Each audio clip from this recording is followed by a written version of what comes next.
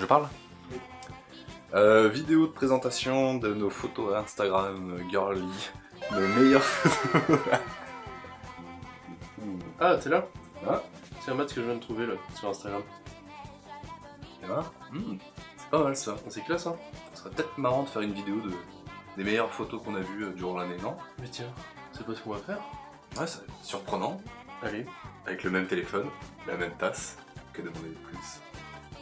On va donc vous présenter dans cette vidéo les 2-3 photos qui nous ont marqué durant cette année 2018 et plus tard dans l'année on se fera le plaisir de vous présenter du coup sur d'autres vidéos différents comptes plus originaux les uns que les autres qui pourraient peut-être du coup vous intéresser. Il peut très bien avoir des thématiques sur le basketball par exemple, sur l'interview que je vous redirige directement sur la petite fiche qui va apparaître en haut de l'écran. Et on va dire qu'il y avait des séries de photos, c'était impossible de toutes les montrer aujourd'hui et c'est mieux on va dire de les présenter sur un seul et même artiste dans une vidéo. Alors moi j'ai choisi une photo de l'artiste Steve McCurry. Moi, je vous le présente rapidement même s'il est très connu. C'est connu, C'est celui qui a fait le regard de la petite afghane et qui est vraiment prenant. Et on une va des dire photos les plus partagées dans le monde. Qui a fait le tour du monde. Et c'est quelqu'un qui a un talent pour se mettre en immersion dans les peuples ou dans les endroits où il va. Et présenter différentes cultures du monde. Ouais, c'est quand même énorme. J'ai choisi une photo qui m'a vraiment surprise. C'est en Nouvelle-Guinée. C'est des hommes qui sont, on va dire, dans un rituel vaudou ou chamanisme. Et en fait, ce qui m'impressionne le plus dans cette photo, alors il y a la technique, il y a le tout, mais c'est surtout qu'il est vraiment dans l'action, dans la scène. Ça fait vraiment, il est pas du tout dans la pose, on dit vous vous mettez par là. Et il y a cette composition avec la fumée qui rythme bien le tout. C'est ça, je suis d'accord, je suis assez d'accord, c'est ça qui est assez impressionnant avec Steve McCurry, c'est la proximité qu'il arrive à avoir avec toutes les cultures qu'il rencontre. Et sur ceux que je connais et que j'ai déjà vu, c'est vraiment un des seuls qui fait du documentaire aussi proche et aussi intimiste, j'ai envie de dire. Et puis en plus, une petite touche en plus, comme Antoine m'avait dit tout à l'heure, c'est terne, mais en même temps, ce qui est très bien, c'est qu'il y a ces pointes de couleurs qu'il n'a pas du tout, on va dire, atténuées. C'est rouge sur les doigts et le vert sur sur leurs vêtements. Juste cette couleur. Et c'est vraiment, c'est petit comme détail, mais ça permet d'équilibrer la photo. Je suis assez d'accord. Non, vraiment, ça mérite d'être une des photos de l'année. À mon tour, du coup, aujourd'hui, on va vous parler de mon côté, avec le photographe, en tout cas sur Instagram, qui est sous le pseudonyme de Okihari Sandy.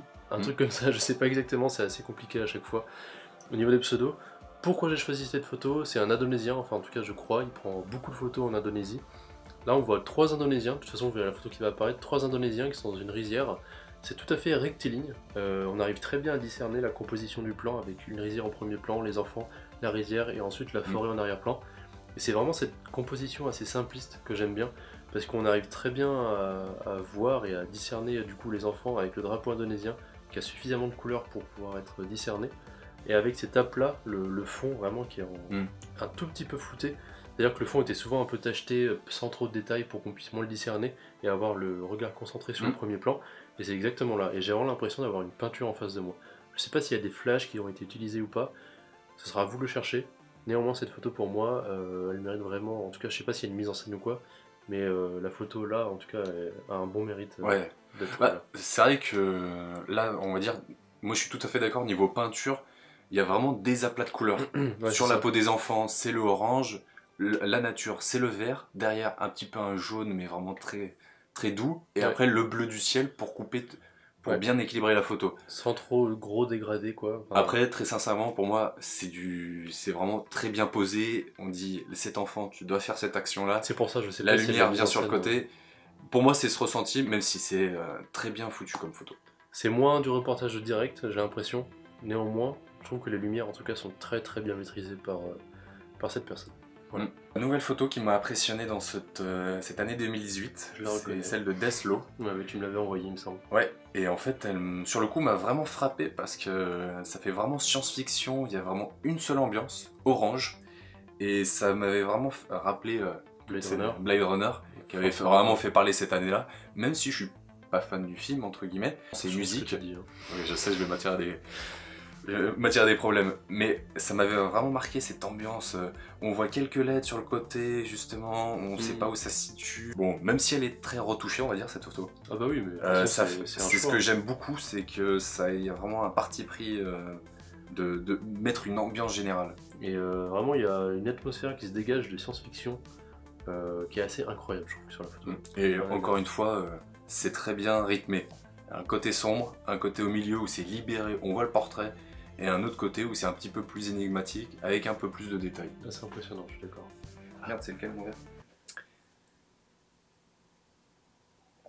De mon côté, on est avec It's Robin, je sais pas exactement encore une fois comment le dire. On reste dans la SF, c'est une photo du coup paysage au drone. Certaines de ces photos vont plus plaire à d'autres.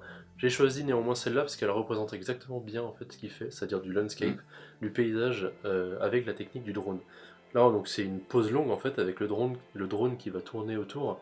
Et en fait je trouve très clairement en fait c'est pas le paysage le plus beau qu'on peut avoir. Néanmoins, je trouve que la lumière et la technique au drone est ultra bien maîtrisée dans cette photo.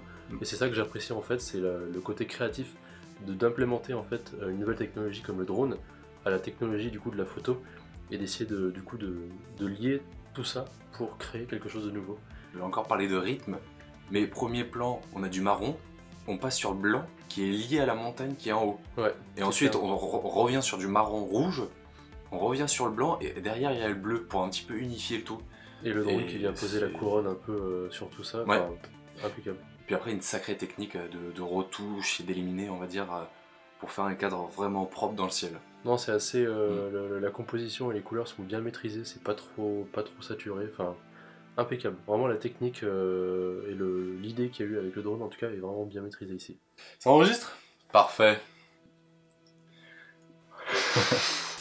Pour le dernier choix, on va dire, ça a été très difficile. J'hésitais entre Antoine, ça a été super long. J'ai hésité entre deux photos, soit une portrait, ou soit une photo animalière. Et c'est vrai que ça a tranché parce qu'il y en a une où, on va dire, il y a un regard et vous allez le voir, c'est magnifique. L'autre, c'est des portraits, on va dire, qui représentent la communauté afro aux États-Unis. Et je vous ferai une vidéo spécialement pour cette personne-là, qui s'appelle Rose Draft, mais que je vous montrerai plus tard. Aujourd'hui, c'est la vidéo de... Non, là maintenant, c'est la vidéo de Fab Wildpix. La photo? Je dis quoi? La vidéo. Une personne que vous avez peut-être dû entendre parler parce qu'en fait, il est de plus en plus dans les vidéos avec le grand JD. Déjà, un conseil, allez voir cette chaîne YouTube, les deux, parce que c'est très professionnel et très propre. J'ai choisi cette photo parce que il a le lion, le regard du lion. Déjà simplement.